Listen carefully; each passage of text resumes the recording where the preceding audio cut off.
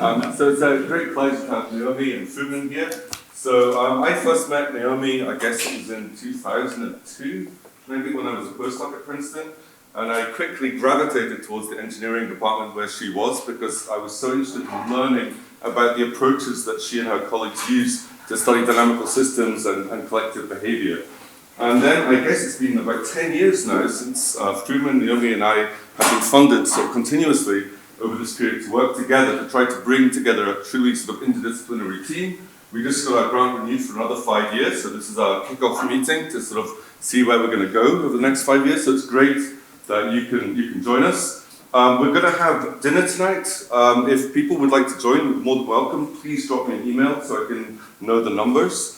Naomi and Fuman are around until, I guess, you might be available tomorrow, but certainly today for meetings. And so again, just drop me or Jacob an email and we'll try and set you up meetings. And I don't know if you're going to talk about the flock, the dance work that you do? Just briefly. Okay, yeah. good. Okay. I'll mention that if you want me to next time. Okay. Okay, great. So, well, thanks. It's great to be here. So I've been fascinated by the notion of animal groups for a couple decades now, as Ian mentioned, for lots of reasons, but one in particular is the remarkable resilience that they seem to have as they move together. In particular, what I mean by that is their ability at the level of the group to be both responsive to cues in the environment and also robust to noise and disturbance. So in my research program, what we do is work with analytically tractable and generalizable models to help explain how what individuals do and the way they respond to social cues and environmental cues might explain what we observe in terms of resilience at the level of the group. And so analytic tractability allows us to come up with testable predictions in terms of a few, small number of parameters. Generalizability then allows us to think about deriving and explaining mechanisms for resilience in groups, but for more than one particularized species. And then both tractability and generalizability together allow us to also think about how we might do systematic design, say, of technological groups like robotic systems that can inherit some of these remarkable properties from the animal groups. So what I want to do today, since I have kind of half of a lecture slot here, is very briefly give you a little idea of what we've done in the context of a range of systems, and then I want to kind of dig into the particular example of a recent work that we've done on studying resilience in the regulation of foraging of desert harvester ants. So I want to begin just by showing this beautiful video. You've probably seen some like it. These are starlings filmed over the train station in Rome, in the winter months. I think, just by looking at this, at least, visually, it looks like the group is kind of amazingly responsive to this predator, while the individuals seem to be almost immune to disturbance and uncertainty as they move in such sort of synchronized patterns. So we studied this with the scientists Cavagna and Giardina using an analytically tractable model. We were interested in the role of the social network, so who's responding to whom, and the ability of the group to efficiently manage uncertainty. Here's another video. This I actually just took off the web. This is a beautiful school of fish. Again, they seem to be sort of immune to what must be a lot of uncertainty and disturbance, and yet at the level of the group, they seem to be able to respond to some kind of change in the environment because they move from this circular motion into a polarized motion. And again, we have been studying, as Ian mentioned, for many years now, using data and simulation, but also these analytically tractable models. In this case, we were looking at not just role of network structure, but the role of how social interactions, who's communicating with whom can change because individuals are moving relative to one another, and how this plays into understanding mechanisms that explain consensus decision making, even when very little or very few of the individuals are getting information about the environment or have preferences. We've also looked at this fascinating problem of how honeybees make decisions in nest site selection, so how they're able to pick nest sites of high enough quality so they can manage over the course of the winter. We were particularly interested in the question of how they're able to flip a coin rather than be undecided when they're presented with alternatives that are of near equal quality. And so it's very well known that how they pick sort of best of N when they're searching out sites. So something like 3 or 4% of them go out, search out sites, come back. They use the waggle dance to advertise their site. It was a few years ago that it was also discovered that they use this stop signaling, which is this cross inhibition in the context not just of foraging but also in nest site selection.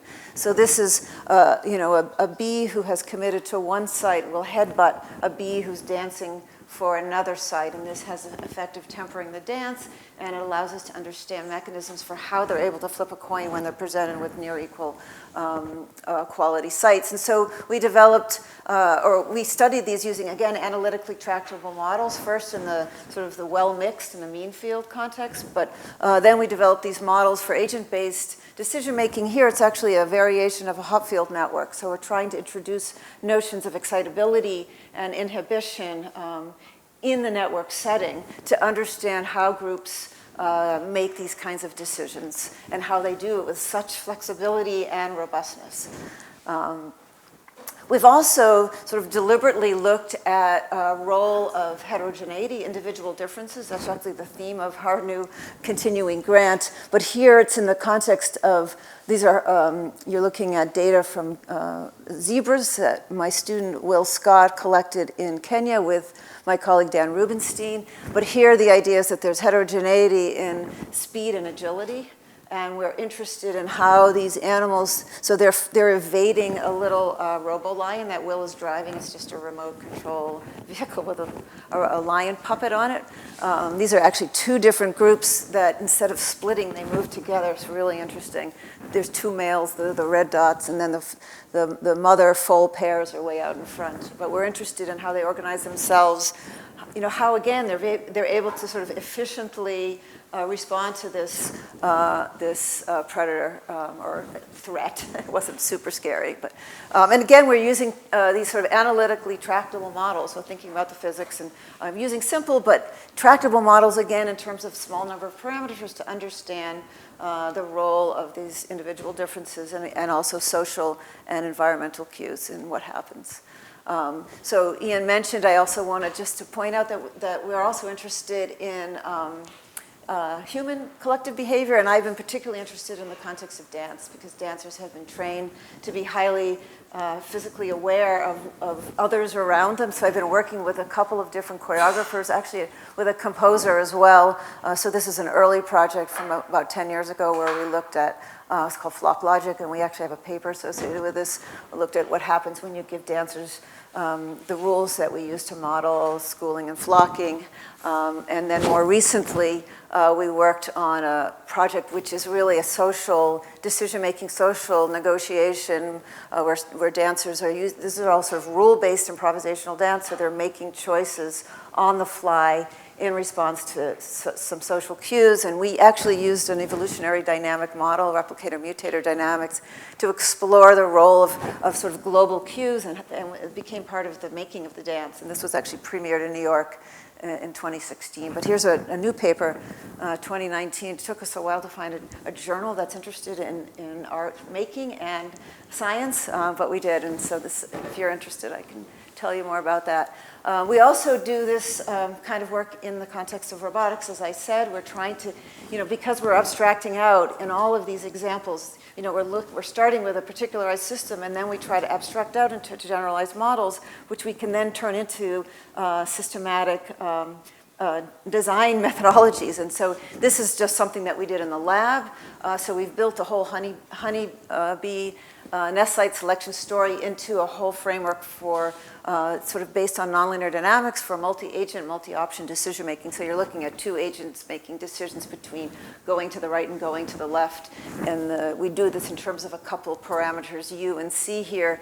Here the robots those parameters are being affected by colored lights, and they're sensing the intensity and the color of the light and responding, and so making agreement decisions and disagreement decisions. We've also done work with robots in the field. So these are these underwater gliders that I've worked with. So this was many years ago, but this was out in Monterey Bay, California. Here we're using them as an observational platform. So for instance, in 2003, you're looking in the sort of southern part, this is off the coast of California, at these vehicles moving. They're going up and down, but they're moving in these coordinated patterns. Here the idea was that they were trying to climb gradients in the temperature field. So we were tracking cold water after an upwelling event. We went back a few years later and explored some of our methodologies for designing motion patterns. So here you're looking at a 20 kilometer by 40 kilometer and then like 1,000 meter deep volume of water. This is up near Santa Cruz off the coast, California again. So they're moving in these patterns designed to maximize information in the data they were collecting, again, sort of minimize uncertainty in their ability to estimate fields. So this is kind of, we actually use it for environmental monitoring, this notion of collective behavior. So let me move on and then focus in on this particular project so you get a sense of what we're doing with models and how we use them and then how we generalize them. And this is, a fascinating project on resilience of the regulation of foraging in these red harvester ants in the desert of Arizona. This is work with Renato Pagliara, a PhD student who just completed his dissertation in July, and Deborah Gordon, who many of you may know. She's a field biologist and a professor at Stanford. She's been studying these ants for over 30 years. So these are ants that go out along this foraging trail, and they spread out and they look for seeds that have been blown by the wind. They don't leave pheromone trails for that reason. So they don't need to go where somebody else has been. They actually spread out. And then once they find a seed, they come back along the same foraging trail into the nest entrance chamber, and they greet the available foragers. They exchange a cuticular hydrocarbon so that the available foragers know that they've been outside. They know if they've been successful in getting a seed. And essentially, what Deborah knows very well is that these interactions excite the available foragers to go out. So that the more interactions they have, the higher the rate of incoming ants, the more likely it is that the ants will go out, because it gives them some kind of measure of the plentifulness of the seeds, or the conditions for foraging outside. But they have a very critical trade-off in terms of water. So they metabolize water from the fats in the seeds, but they lose water, especially on these very hot and dry days. And so so they have to balance this, and Deborah's found actually that that on these very hot and dry days, the colonies with the highest reproductive success seem to be foraging less. So this is suggestive of there being a connection between sensitivity to environmental parameters and fitness of the group. And so she came to us to ask us, how with models we might help her understand, how is this trade-off managed, particularly on longer timescales than she'd studied, so minutes to hours. And how might we understand how these ants are able to manage this trade-off, and how might we understand, in terms of a small number of parameters, what's governing behavior and what's distinguishing colonies, because not all of them are doing a good job in managing these hot, dry days. So this is a paper that I'll tell you about. Was published last year in PLOS Computational Biology. But then we also went on this notion of then how do we ask other questions? So this was you'll see it's a population level model, and we want to ask questions about role of individual differences perhaps inside of colonies. So what about variability? So how do we generalize to explain resilience maybe extending to other kinds of systems, other animals. What's the role of individual differences and other heterogeneity? And what are possibilities for sort of interventions or control strategies if you want to enhance or manage these kinds of spreading processes? And so I'll talk a little bit about that, and there's some new papers on this. So let me just start by showing you some of the data that we collected. So Renato, not me, went out with Deborah over 2015, 2016, and 2017 at the end of sort of end of August, early September, and collected data. These are like timestamps of ants coming in and timestamps of ants going out, which you can filter and get incoming and outgoing rates. And so what you're looking at here is just an example of that on August 20th, 2016, when it was 25.9 degrees Celsius and 57% relative humidity, 2 different colonies, same day. So blue is incoming foraging rate, red is outgoing foraging rate. So a couple things to notice. Sort of at the beginning, the outgoing rate is greater than the incoming rate, and then it tends to equilibrate. So you get this kind of quasi-steady state where incoming is equal to outgoing. But the other big thing to notice is that one colony is more than twice, going at more than twice the rate as the other. Right, here's some more data. These are the same kinds of plots. The green line is the sort of integrated number of foragers out there. So when it becomes horizontal, you're at this kind of quasi-steady state. But this is the same colony on 2 different dates. So when it was cooler and more humid, and hotter and less humid, so cooler day, they're foraging substantially higher rates. This is ants per second as a function of time of day, higher rates than they are on this hotter. So that this colony has assessed this as a hotter day and is foraging less. This is another way of just looking at the same data. So this is outgoing rate as a function of incoming rate. So you can see the outgoing rate is above the diagonal, meaning it's higher than incoming rate, and then it equilibrates right on the diagonal where incoming is equal to outgoing. And the same thing goes on here. It's just the quasi-steady state here is at a lower rate.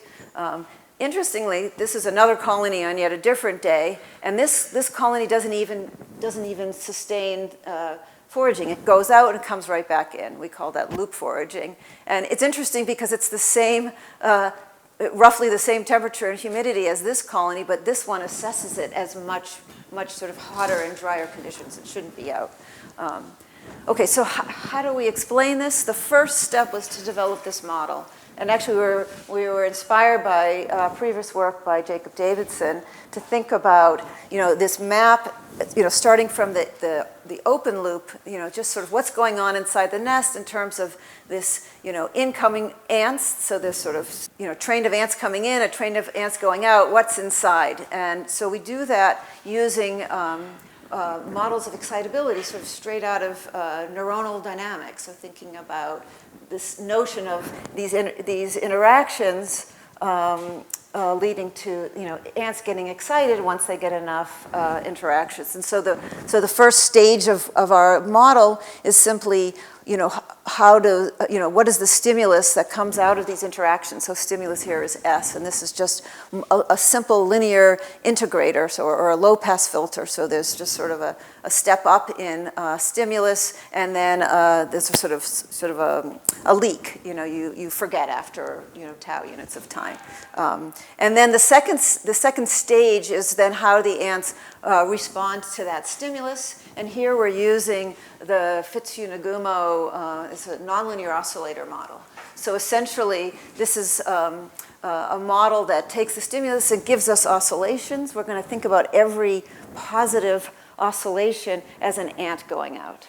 Okay, and so the idea here is that we fix kind of all the parameters so that we get sort of the full gamut of possibilities for dynamics, and we focus in on a single parameter that can change, that we refer to as its, say, susceptibility to these interactions. And it's a parameter that if you change it, you're changing the frequency of these oscillations. So this is a frequency tunable model, and the parameter of interest here we call C. And so, the dynamics would look something like that. Here's this spike train of ants coming in. This is what happens after you pass it through this leaky integrator. So that's the stimulus. Here's the oscillator. So you're getting oscillations when the stimulus is above some critical value and below some critical value. So if it's too small, you're in sort of a quiescence. If it's too high, you're in a saturated state. And that's being governed by this susceptibility C.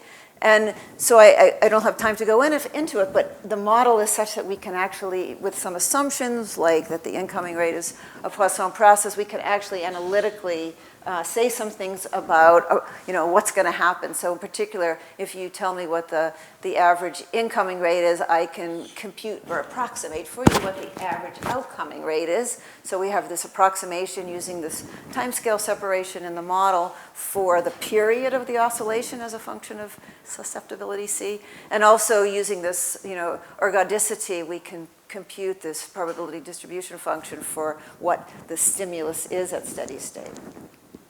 And so, for instance, we can approximate what this sort of mean outgoing rate is as a function of mean incoming rate as a function of C. So these are these curves, and when they cross this dashed line, this is going to give us a prediction for what that quasi-steady state would be. And this is what happens in simulation, just to show you the approximation does a pretty good job. Interestingly, when C, your susceptibility is low enough, it doesn't actually go above this dashed line. That's going to be interesting in a moment, because you won't be able to get a quasi-steady state. You're going to have to come right back in. It explains that loop foraging that I talked about. So then to close the loop, right, because I just told you about the model for the kind of the open loop, incoming ants, outgoing ants. But of course, the outgoing ants, they forage and they become the incoming ants. And if we want to understand the whole process over this order of minutes to hours, we have to close the loop and understand that.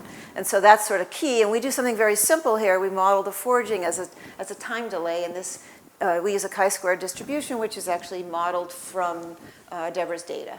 Right, so it only depends upon a single parameter, which is sort of the average time that colony spends searching for a seed, right? And this is what those distributions look like. They're sort of left-skewed distributions. So now we have two parameters, C and D, right, that are going to explain our model. And so we're able to, for instance, we actually use queuing theories, some nice results that allow us to predict what this both that we're going to get a sort of a stable equilibrium at these quasi-steady states, so robust to noise, but also how this quasi-steady state is affected by the susceptibility. And there's this critical value below which you're going to get just trivial foraging, because the quasi-steady state will be at 0.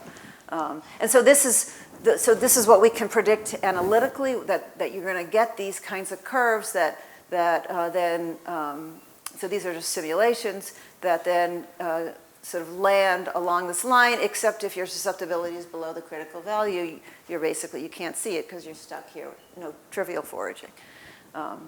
Okay, so that's all well and good, but I haven't said anything yet about how does how do we, what's our hypothesis about how the ants are assessing and responding to the environment? Okay, so this is our hypothesis, and that is, this is based on, lots of discussions with Deborah, and actually, Renato being out there and realizing that the ants, every morning are in a nest that has the same temperature and humidity as any other day. So the hypothesis is that instead of having, the population always use the same C, that if you haven't gone out yet, you have some kind of default susceptibility. You don't know what kind of weather it is. In fact, the days change so seemingly randomly, you can't even predict, because yesterday was nice that today will be nice. So that we call that C sub U, that's your uninformed susceptibility. But once you as an ant are exposed to the environment, you come back and then you're in this block because you have adjusted your susceptibility. We call that C sub I. So we're doing this very simply. Of course, there could be lots of variability among ants, but we want to show that with just now, so we're going to have a total of 4 parameters. We have our capital D. We have to keep track of the total number of ants, N, and now C is, we have 2 of them, C uninformed and C informed. Okay, so we keep track, and we use kind of a probabilistic thinning. So we keep track of what fraction have been out and what fraction haven't, and then we use a sort of a probabilistic to decide if an oscillation is actually an ant going out or not. Okay, so this is sort of the entirety of the model, And so this is sort of a restating of the hypothesis that the differences among colonies in their response to different environmental conditions, temperature and humidity, are the result of differences in how the foragers assess temperature and humidity, and in how this influences their response to interactions with incoming foragers, right? Their change in their susceptibility to, how many of these interactions do they need before they're excited enough to go out.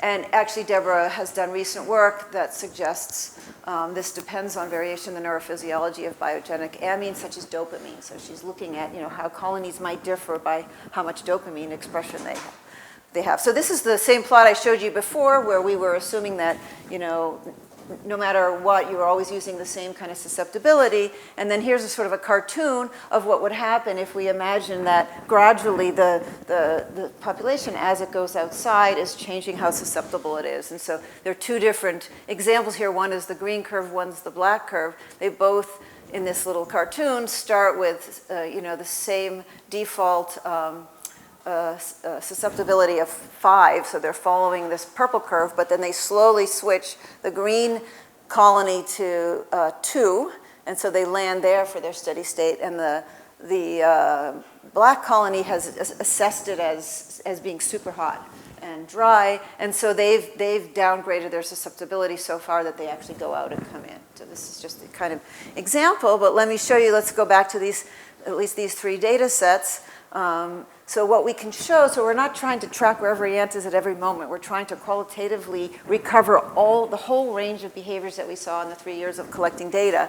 And so here's our model. And with these 4 parameters, we can qualitatively get these different kinds of behaviors. So this is the sort of the same colony, the same sort of uninformed susceptibility, and then they assess the environment differently on these 2 different days, and we get kind of the high steady state foraging and the low steady state foraging. And this one, we have an example where, it assesses it as very hot and dry, and it essentially goes out and comes back in. Okay, and we do this for all the data that we have, and I just want to sort of categorize that for you in these 4 different kinds of behavioral regimes. So we can classify in terms of the CI and CU. So I have CU, this uninformed susceptibility, versus informed susceptibility on this plot. When both are below this critical value, you have trivial foraging. In the morning, you don't think it's nice out, somebody goes out, finds out it's not nice out, and nobody else goes out much. This is the example when you think it's nice in the morning, you go out and you find it's super hot and dry, so you come back in, right? This is the example where you think it's nice, you go out and it's nice, right? And you stay out. This is an interesting example where you don't think it's particularly nice out. I didn't show you this. This is another data set on the top and a simulation on the bottom. So we saw some data sets like this where it's kind of like not much is happening. It's as if they're not very susceptible, and it takes a while. So there's this sort of delayed foraging, we call it, right, where you're actually assessing the environment is better than you thought. And then so you get this kind of like nothing, then you get this burst going in. Okay, so this is sort of the story that we told to try to understand. And, Deborah, we're coming up with new testable predictions. She's painting ants, and we're thinking about, for instance, can we keep track of, who's going out, how many times they're going out, how much time they're waiting in the nest, in between times that they go out. And so this gets into questions about individual differences and things that we can't tell with our model, which is really kind of population-wise. So we sought to generalize. We moved on to epidemiological models, right? Because the idea is that if this is really kind of a susceptibility, and this is really like an infectious process, we're talking about infection, like a behavioral infection, this, susceptibility to forage. And so this is just thinking about a model which is actually out there in the literature, just hadn't been studied very significantly, not with kind of analysis. And so this is called SIRI. So you have susceptible, infected, recovered, and then the recovereds can be reinfected and gain partial immunity. So they lower their susceptibility, or they can have compromised immunity and they increase their susceptibility. So SIS and SIR are special cases. That's when you have either full or no immunity. And so this is just the sort of a version of the standard model where you're looking at the fraction that are susceptible, infected, and recovered.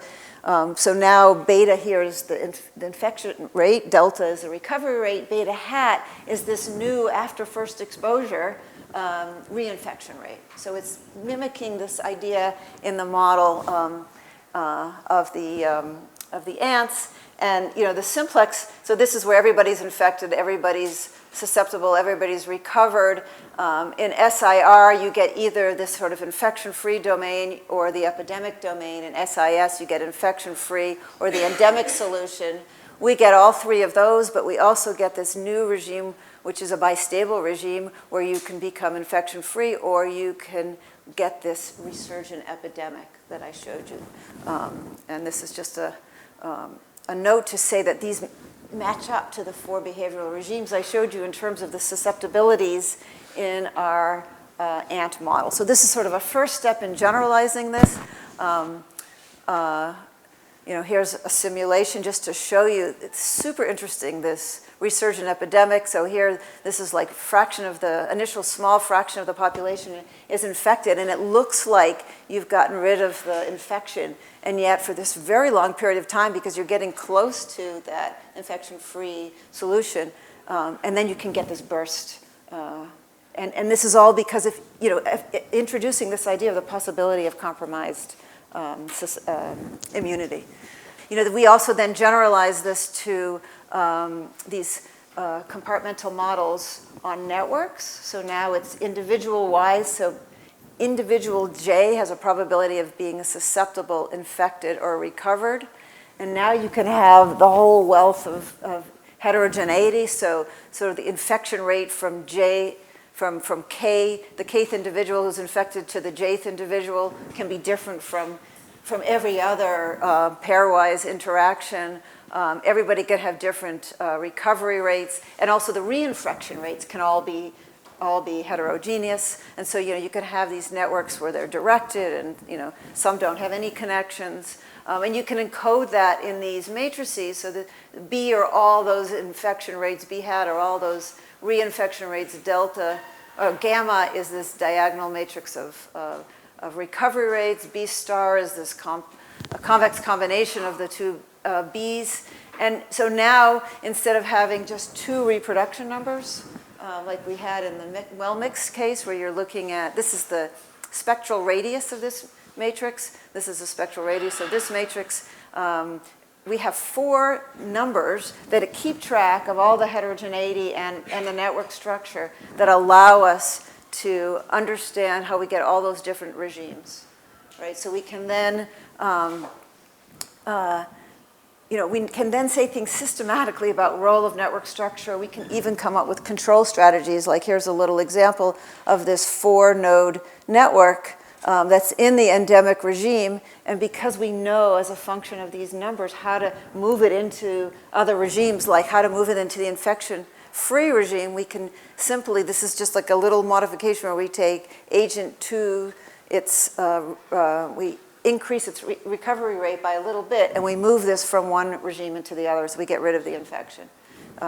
This is an example where we just change one of the infection rates, we lower it, reinfection rates, and we don't get to the infection, we get to the epidemic regime, but that at least in steady state gets rid of the infection. Here's an example where all we do is rewire, and we get rid of the endemic solution. And here's another larger example where, if some individuals aren't going to change on reinfection, some are going to get compromised immunity, some are going to get partial immunity. You can ask these questions of like, who should I vaccinate? Who should I expose to the infection? If I only can expose a couple, who should I do? And so this is just showing you that you can think about this systematically. I want to expose some of the ones who are going to gain partial immunity so that the group as a whole will get out of this kind of endemic solution.